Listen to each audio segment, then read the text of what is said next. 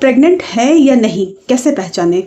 मेरे पास मेरी एक फ्रेंड का फ़ोन आया और उन्होंने कहा कि मैं आउटिंग पे गई थी बाहर और वहाँ पे मेरे और मेरे हस्बैंड के बीच में इंटरकोर्स हुआ और क्या मैं अब प्रेग्नेंट हो चुकी हूँ? तो देखिए, ये बहुत ही कॉमन क्वेश्चन है और बहुत सारे लोग इस तरह के क्वेश्चन करते हैं कि हम अपनी प्रेगनेंसी को कैसे पहचानें। तो एक बात मैं आपको क्लियर करना चाहती हूँ कि प्रेगनेंसी 2 दिन में या 2 बार के इंटरकोर्स में नहीं हो जाती है। हर महीने 18 से 20% महिलाएं हैं, उनको ही प्रेगनेंसी का चांस मिलता है। मतलब आप समझ रहे हैं कि सिर्फ 18 से 20% महिलाएं ही प्रेग्नेंट हो पाती हैं, बाकी का चांस मिस हो जाता है। उनको फिर नेक्स्ट टाइम के लिए प्रतीक्षा करनी पड़ती है। तो इसलिए प्रेगनेंसी 1 या 2 बार के इंटरकोर्स से नहीं हो सकती है। तो सबसे पहली बात तो हम इसको कैसे पता करें? तो देखिए, प्रेगनेंसी का पता करने के लिए हमारे पास 2 माध्यम होते हैं। पहला होता है ब्लड टेस्ट करना, दूसरा होता है कार्ड टेस्ट करना।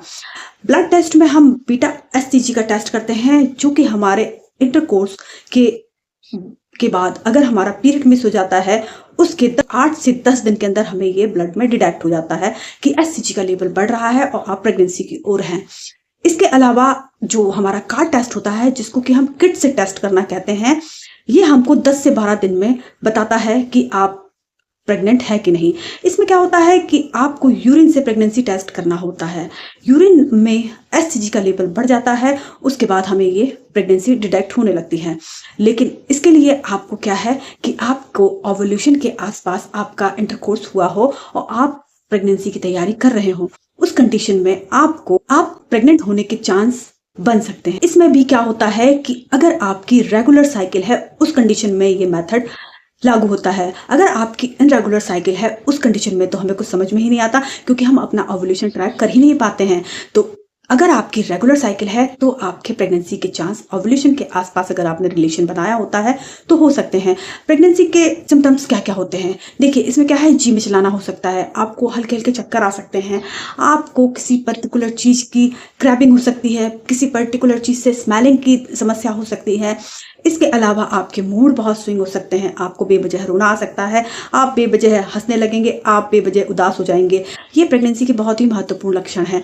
इसके साथ साथ बहुत सी महिलाओं को इम्प्लांटेशन ब्लीडिंग होती है, जो कि आपके पीरियड आने के 1 या 2 दिन पहले हो सकती है। इसमें आपको स्पॉटिंग होती है, हल्की ब्राउन या ब्लैकिश ब्लड आता है, इसके बाद ये बंद हो जाती है। उसी टाइम पे आपको इम्प्लांटेशन क्रैम्प्स आते हैं। तो ये एक बहुत ही महत्वपूर्ण लक्षण है आपकी प्रेगनेंसी रुकने का। इसके साथ साथ क्या है, बहुत सारी महिलाओं को ब्रेस्ट में पेन होता है, ब्रेस्ट टाइट होने की शिकायत हो जाती है। मतलब ये दर्द ऐसा होता है कि आप छुओ तो आपको बहुत कष्ट हो जाए, इस तरीके का आपको रहता है। तो अगर आप में इस तरीके के लक्षण हैं तो आपकी ये प्रेगनेंसी की शुरुआत हो सकती है। इसके अलावा हमें क्या करना चाहिए? इसके बाद अगर आप टेस्ट करवा चुके हैं, या तो ब्लड टेस्ट या कार्ड टेस्ट, और आपको कंफर्म हो गया है कि आप प्रेग्नेंट हैं, तो आपको अपनी गायनोलॉजिस्ट से मिलना चाहिए। इस कंडीशन में आपकी गायनोलॉजिस्ट आपको एक स्कैन कराने के लिए बोलती हैं, या फिर अल्ट्रासाउंड जिसको कहते हैं वो कराने के लिए बोलती हैं। तो आपको अल्ट्रासाउंड करा लेना चाहिए।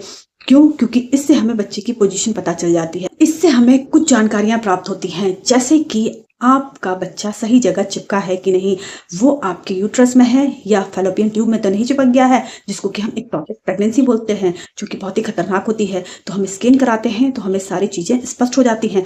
इसके अलावा एक बहुत महत्वपूर्ण चीज़ पता चलती है हमको कि हमारे जो यूट्रस है उसमें एक बेबी है या ट्विंस है या ट्रिपलेट है या मल्टीपल हैं। इस चीज़ की जानकारी हमें जब हम स्कैन कराते हैं उसके माध्यम से पता चल जाती है। इसके साथ में हमें ये पता चल जाता है कि बच्चा सही ढंग से मूव कर रहा है कि नहीं कर रहा, वो उसकी धड़कन आ गई है कि नहीं आ गई है, उसका डेवलपमेंट कैसा है। तो आपको स्कैन जरूर कराना चाहिए। बहुत से केस में ऐसा होता है, दूर दराज गाँव में लोग रहते हैं तो वो स्कैन से बचते हैं। तो देखिए, आपको स्कैन जरूर कराना चाहिए, ये आपके लिए ही उपयोगी है। इसके साथ साथ आपको डॉक्टर द्वारा दिए गए विटामिन, मिनरल्स, इन सब की जो दवाइयाँ हैं उनका उपयोग जरूर करना चाहिए। इससे आपका बच्चा हेल्दी होगा। आपको फॉलेट जरूर खाना चाहिए और अपनी डाइट का ध्यान रखना चाहिए।